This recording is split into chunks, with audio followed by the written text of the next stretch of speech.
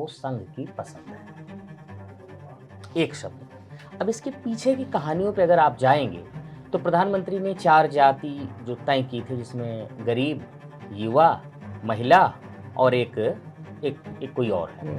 तो उसमें बेरोजगार। हाँ, बेरोजगार। बेरोजगार। तो उसमें जो है गरीबी, तो कुल मिला के ये उनकी 4 प्रमुख जाति थी। और प्रधानमंत्री के भाषणों को अगर आप गौर करेंगे तो उन्होंने महिला प्रतिनिधित्व बढ़ाने का बहुत पहले से, मतलब जब वो 33% वाला लेकर आए विधेयक, उसके बाद से उनके दिमाग में ये बात चल रही है। साफ साफ दावेदार दिख रहे हैं, जो फ्रंट पे हैं वो प्रवेश वर्मा ही थे। कैसे मनाया गया प्रवेश वर्मा को? क्या कह के मनाया गया? किसने मनाया? देखिए, ऐसा है, भाजपा में एक व्यक्ति जो सुप्रीमो है, जिसकी सबको सुननी ही होती है और बहुत आदर से सुनते भी हैं, या जो भी आप कहिए, आदर से सुनते हैं, डर से सुनते हैं, हाँ, जो भी कहिए आप जैसा उसको हमारे दर्शक लेना चाहें, है ना, वो प्रधानमंत्री मोदी। 3 बड़े महासचिव थे भाजपा के, अच्छा, है ना, और एक महासचिव की दिल्ली चुनाव, मतलब दिल्ली का ये रैली कराने में और दिल्ली का ये आयोजन जो हुआ शपथ ग्रहण, इसमें उनकी बड़ी जिम्मेदारी थी। तो एक ने मजे मजे में उनसे पूछा, भाई साहब मंत्री कौन बन रहा है? तो उनका, भाई मैं कसम खा कहता हूँ मुझे नहीं पता, तुम्हें पता हो तो तुम बता दो। तो ये एक बड़ी हंसी का पूरा माहौल हो गया कि अंत समय तक जो बड़े बड़े उनके पार्टी में जो पदाधिकारी थे, उनको भी इस बात की भनक नहीं थी। पिछले एपिसोड पे जो कमेंट आए वो देखे आपने? हाँ, बिल्कुल देखा। आपकी टोपी बदली हुई है और कुछ मेरे ऊपर भी आक्षेप है।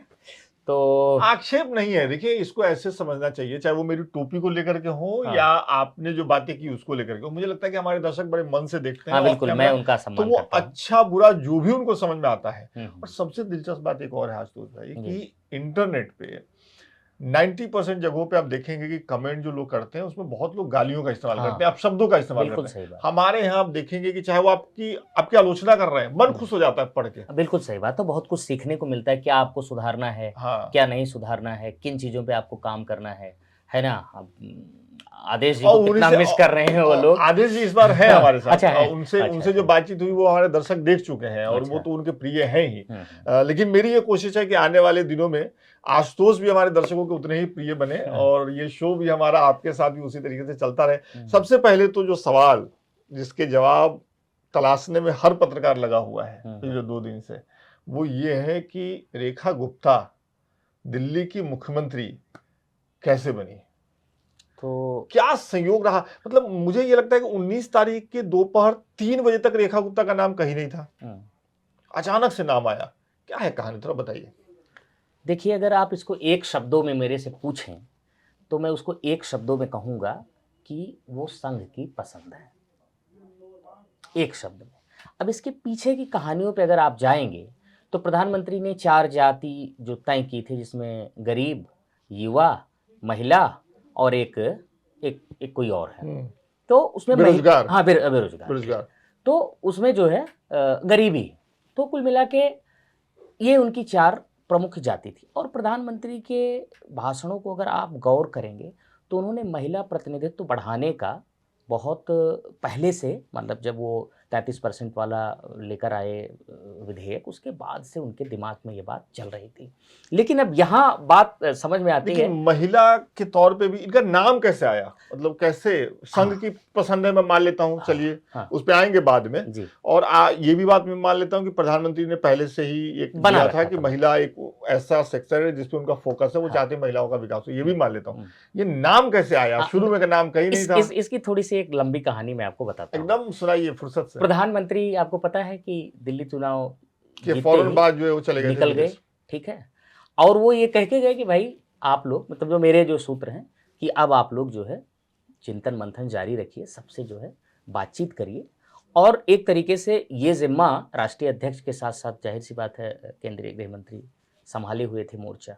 और हर जगह, इवन इस बार अगर आप देखेंगे तो भारतीय जनता पार्टी का जो धड़ा है, जैसे जो उनके संगठन है, किसान संघ, महिलाओं का जो संगठन है, ST SC का, OBC, इस बार इन 10 दिनों में सबके साथ मैराथन बैठक की गई और सबको ये टास्क दिया गया, क्योंकि समय था। आपको पता है कि बिना PM के लौटने कुछ होना नहीं था, वो पूरा समय ले रहे थे।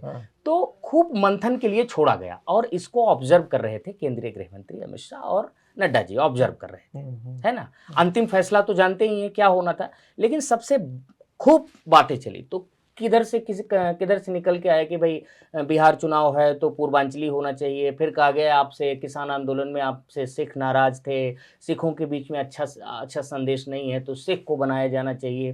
फिर ये हुआ कि भाई जाट आपके, मैंने पिछले एपिसोड में कहा कि 3 राज्यों में महत्वपूर्ण भूमिका में हैं और प्रवेश जीत कर दिए हैं और प्रवेश के लोग बहुत एग्रेसिव रहे तो इनको बनाइए। लेकिन बहुत सारी चीज़ें निकल के आती चली गई और कुछ ना कुछ आप देखे होंगे कि लगभग 5 या 6 नेता प्रोमिनेंटली चल ही रहे थे कि इनको मुख्य जो आप कैबिनेट में देख भी रहे हैं, ऐसा नहीं है कि वो कैबिनेट के बाहर के लोग हैं, वो लोग चल रहे थे कि इनको अगर आप उनको छोड़ दीजिए, विजयेंद्र गुप्ता जी को जिनको शायद विधानसभा अध्यक्ष लोग बनाएंगे, उनको छोड़ दीजिए तो बाकी 4-5 नाम वही नाम थे जो चल रहे थे। जो चल रहे थे, ऐसा नहीं था कि, और ये सच में चल रहे थे।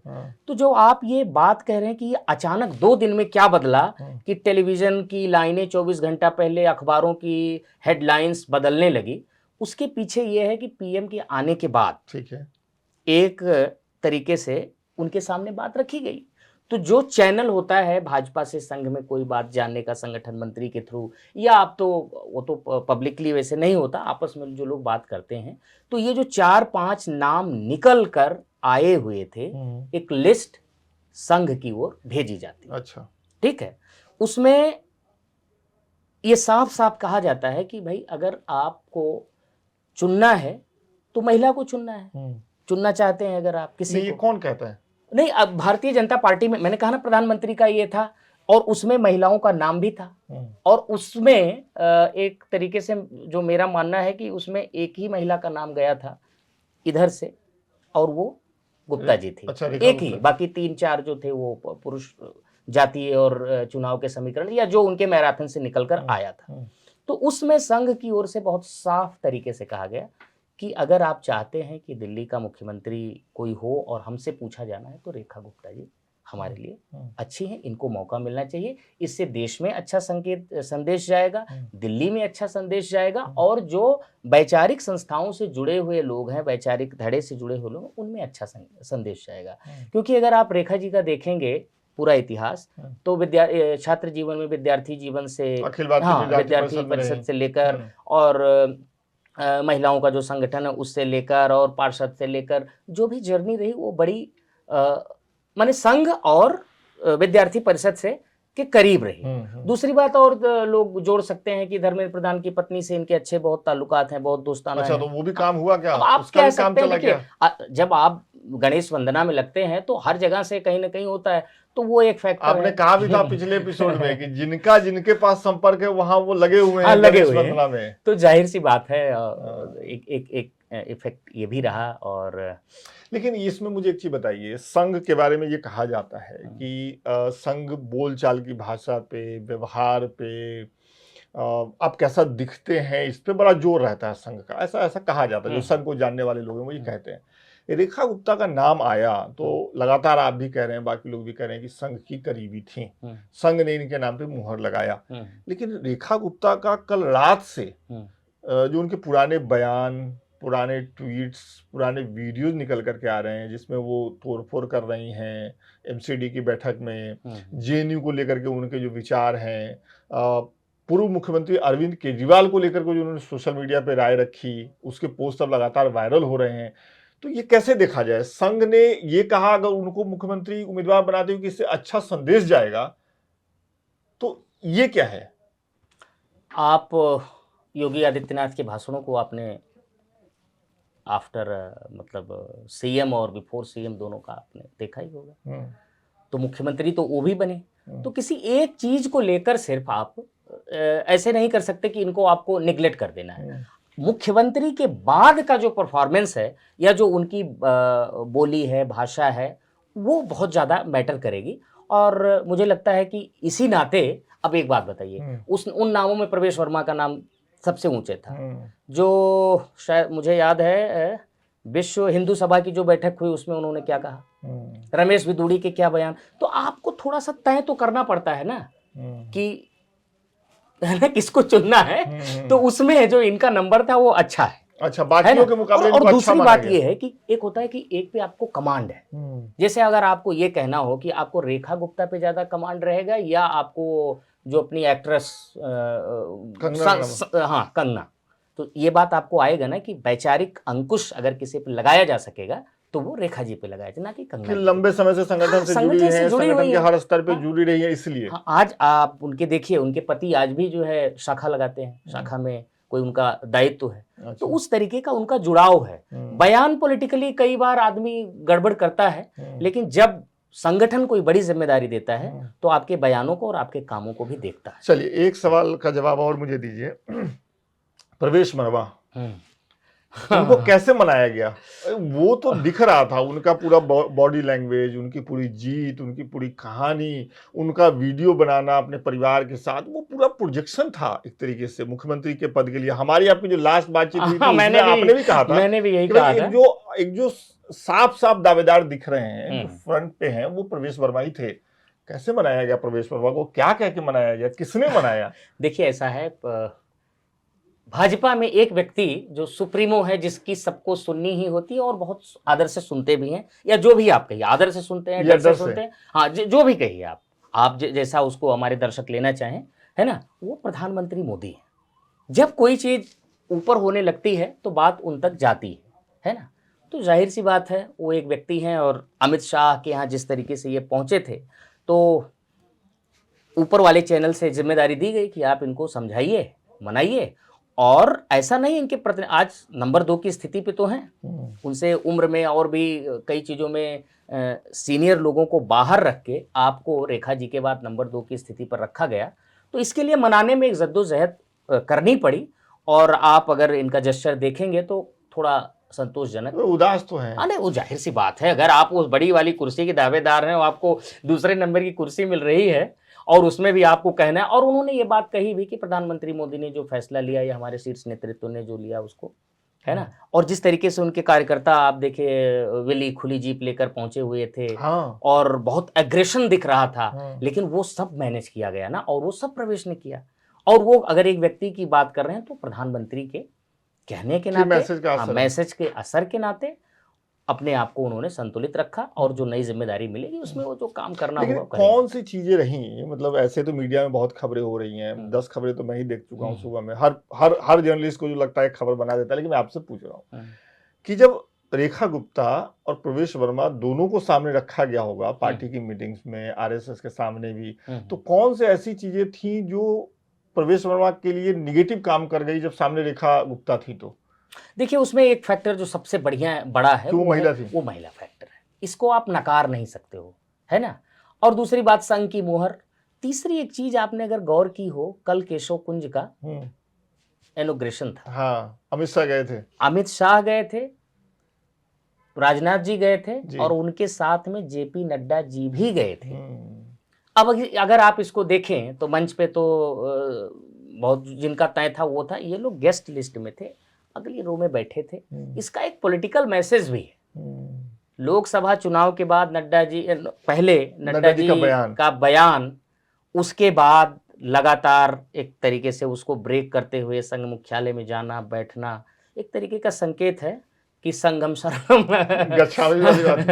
मतलब वो एक मैं उसको ऐसे देखता हूं कि वो एक संकेत है कि भाई संघ जो है हमारा एक ऐसा संस्था है, एक ऐसा विचार पुंज है जिसको सभी को मानना है, या उसके हिसाब से चलना है, या उनसे राय संपर्क या उनसे तालमेल बना के चलते रहना है। यही कारण है कि भाजपा संगठन मंत्रियों की मांग लंबे समय से करती रही कि हमारा कोई राज्य खाली ना हो, संघ और भाजपा के बीच में कोई गैप ना आए, और वो दिखे ना, कोई चर्चा ना हो, कोई दिखे ना, कोई चर्चा ना हो, इसलिए चुनाव से पहले मदद करने से पीछे न हट जाए। हाँ, बिल्कुल सही बात है, कोई लेख ना आ जाए, अच्छा, एक आखिरी सवाल कि जब पिछले एपिसोड में हम लोग आए और हम लोगों ने बातचीत की, उसके बाद आप गए होंगे पार्टी दफ्तरों में, संघ के कार्यालय में, क्या आपकी कभी किसी से कुछ बात हुई? कभी किसी ने कुछ ऑफ द कैमरा आपसे कुछ बताया?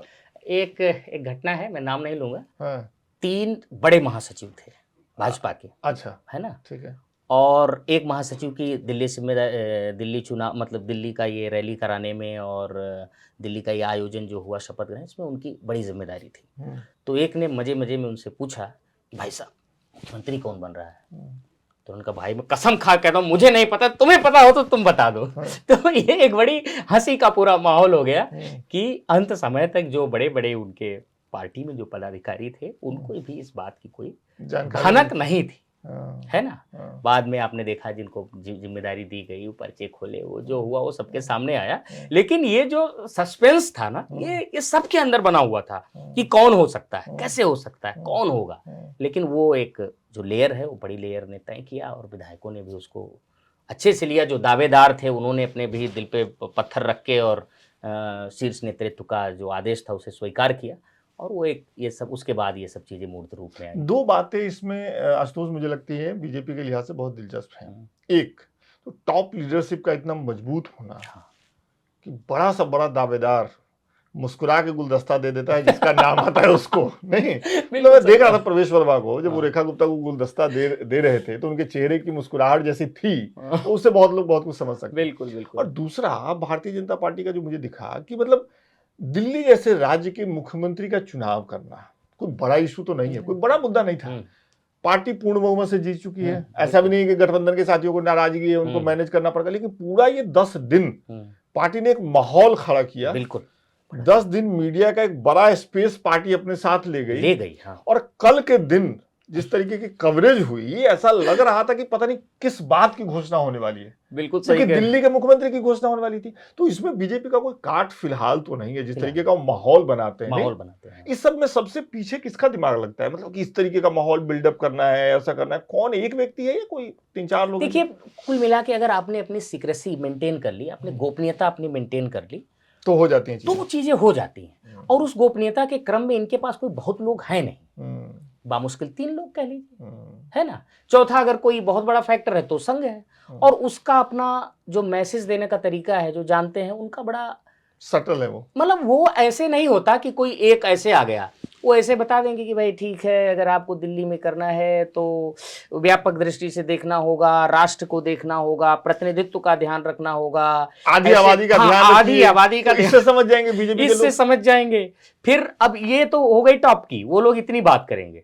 फिर आया जाएगा जो दिल्ली प्रांत का संघ के लोग हैं जिनको मैनेज करना है, जिन्होंने जमीन पे साल भर या 2 साल 3 साल पहले से डटे हुए हैं, उनसे पूछा जाएगा। तो वहाँ घुमा फिरा के बात नहीं होगी, वहाँ कहा जाएगा जी अगर देखना है तो हमारे हिसाब से ये ठीक है, आप इनको देख लो। आखिरी सवाल मेरा ये है कि जब कोई पार्टी इतनी गोपनीयता रखती है और रख लेती है तो उस पार्टी को कवर करने वाले पत्रकारों के लिए तो बड़ी मुश्किल होती है। नहीं, हमारे एक दर्शक ने कहा भी उसमें कि ये फालतू बातें नहीं होनी चाहिए, बीजेपी में कुछ लीक नहीं होता। ये आप दर्शक होते हुए भी इस बात को समझते हैं, बहुत कठिन होता है। कई बार हम लोग किसी के हाव भाव से, किसी की बातचीत से कई बार हम ये समझ ही लेते हैं कि यार इनके पास कोई इन्फॉर्मेशन नहीं है, लेकिन वो कुछ एक चीज जो समझ में आती है जैसे कि अच्छा ठीक है अभी मैं एक बैठक में जा रहा हूँ, तो बैठक कहाँ है, किसके यहाँ है, ये कहाँ जा रहे हैं। तो कई बार हम लोग उनके मूवमेंट से, कुछ अनुभवों से, अच्छा क्या है कि सीनियर जूनियर वहाँ भी हैं जो 30-30 साल से एक पैटर्न को देख रहे हैं भाजपा के, तो उनके बीच बैठते हैं, उनसे निकल जाता है। तो कुल मिला के कुछ ना कुछ निकलता है। और आप दर्शकों ने ये देखा होगा, महाराष्ट्र में अगर कहा गया कि फडणवीस बनेंगे तो बने। और भाजपा का हमने पैटर्न जो आपने भी किया, ये भी आपने डिस्कस किया था, मतलब ये भी आपको क्रेडिट देना पड़ेगा कि पिछले एपिसोड में आपने बिल्कुल नोट ये किया था, डिस्कस किया था कि देखिए विकास जी जो पैटर्न चल रहा है कहीं से खोज के लाने वाला तो वही होगा। लेकिन प्रवेश वर्मा एक प्रत्यक्ष दावेदार दिख रहे हैं, हम लोगों ने ये बात की, बिल्कुल किया था। तो और हमारी कोशिश होगी कि जो भी जैसे भी छन छन के खबरें और किससे आप तक पहुंचते हैं, आप इसी तरीके से हफ्ते में एक बार समय निकालिए और ऑफ कैमरा में हमारे दर्शकों को दिया करिए। बिल्कुल मैं कोशिश करूंगा और दर्शकों से कहूंगा अगर आपको लगे कि मुझे कोई और सुधार करना चाहिए और तथ्य लाना चाहिए, वो हमको आप बताते रहिए, मैं उसको बहुत अच्छे से लूंगा और मैं कमेंट पढ़ता हूँ। वो आप नहीं कहेंगे तब भी बताएंगे। ठीक है, बताते रहिए। चलिए बहुत बहुत शुक्रिया, thank you so much, thank you.